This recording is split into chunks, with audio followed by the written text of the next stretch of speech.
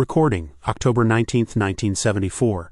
This will be the last tape I ever make, not for publication, not for anyone, really, just for me.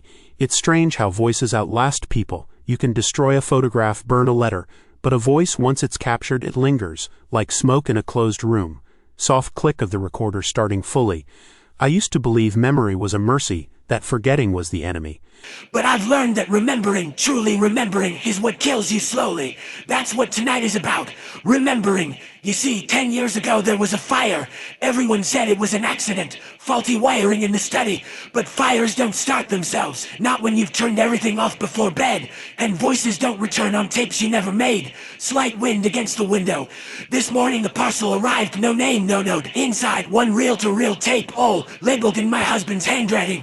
October 12th, 1964, the night of the fire, but David died that night. I buried him myself. Still, I played it, of course I did. Curiosity is a cruel instinct that looks like courage but tastes like fear. She inhales deeply. At first only static, then his voice clear, soft. Evelyn, he said, if you're hearing this, then I was right. The truth never stays buried. I thought I'd gone mad, but it was him. The little stutter when he said buried, the low hum he used to make before every sentence. Him. I nearly stopped the tape, but I couldn't because I needed to know what he meant. Then he said it. You shouldn't have run that night. You should have let it burn. I felt something shift inside me. Something I've kept locked for a decade. You see, the fire wasn't an accident. It wasn't even his fault. It was mine. Pause. The wind grows louder. We argued that night about his manuscript, about my jealousy, about everything we'd buried under polite silence. He'd found out I'd rewritten part of his story and submitted it under my name. I told him he'd thank me when it was published. He laughed, not cruelly, but brokenly. Said words were all we had, and I'd stolen his voice.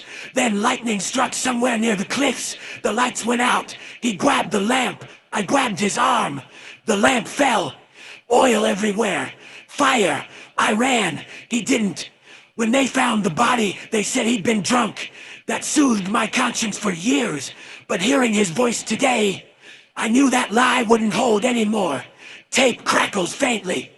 So I came back to this recorder. Same machine, same model. Maybe the same ghosts still live in its circuits. I don't know who sent that tape.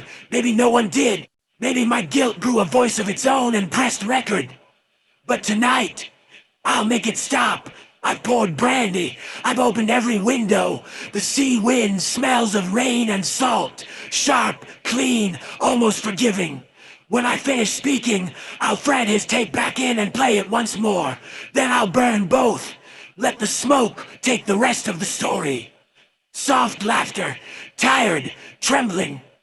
People will say I vanished quietly. That the reclusive writer simply disappeared into the fog. But no. I'll still be here.